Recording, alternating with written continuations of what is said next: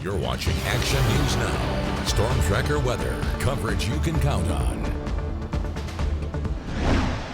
New at 6, officials are urging you to be cautious at Lake Oroville. This is a live look right now, and we know that an algae bloom advisory is in effect for the middle fork of the reservoir.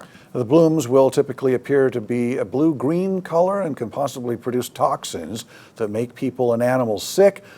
So be on the lookout for streaks in the water that look like spilled paint or scum or foam at the surface or along the shoreline. The DWR says it might smell like gasoline. Oh gosh, so many threats in the water for this holiday weekend where everyone's headed to the water. I guess just a lot of hand washing because we're going to go out there. We're going to have fun. Yeah. Just be careful. Look for the signage.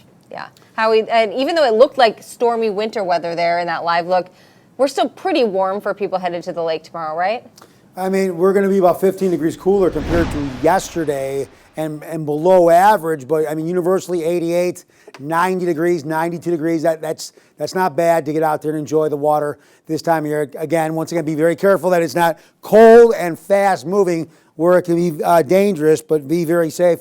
Boating and swimming should be enjoyable for our 4th of July holiday, even though it's going to be a lot cooler than the last couple of days. But we're still tracking these storms in Modoc County, losing a little power, but not much, enough to not be severe limits at 60 miles per hour with 1-inch hail. So a little bit on the weaker side. Either way, still bringing rain, heavy bands, lots of lightning strikes, which we don't want to see, where land that's not getting hit by this water is going to be very much on the dry side, the vegetation, and we don't want any more fires than we can handle, especially this time of year. Okay. Here's what we have our wind-wise. We are a little breezier today, not completely, I want to put it this way, they're not that frequent, the gusts for that matter, but what we have on our side is with this wind, this airflow out of the south, the delta breeze that is, that's pumping more moisture into the atmosphere, thus not as dry. Remember, 15% or lower, very dangerous. We're 30, 35%, so moisture levels are higher. That's safer for the fire.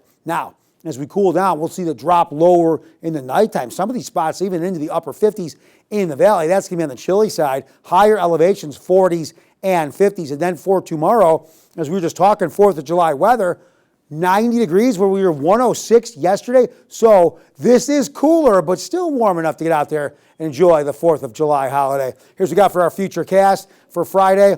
Not seeing that much in the way of storm development for Friday. Now let's keep pushing this further. Okay, Friday into Saturday where we pick it up. We're almost Saturday on the storm track position. What happens is you're seeing this airflow out of the northwest drop down. That's helping to cool us down with the delta breeze. But what happens is that gets conjured up or pushed away, if you will, by Saturday into Sunday. High pressure going to shut down the delta breeze a little bit as well. And thus we could be a little breezy, but we're going to be on the warmer side pretty much the rest of the way. Again, after the 4th of July being the coldest day of the week, and here we are. So you'll see temperatures beginning to climb again after Friday. Overnight lows, so-so, right around 70, a few days in the mid-60s. But we are going to continue to warm up after the coldest day of the year, of the month, of the week. I said it 3 times. Of the week, the coldest day of the week. And we'll be okay. It should be a nice day tomorrow. All right. Thanks, Howie.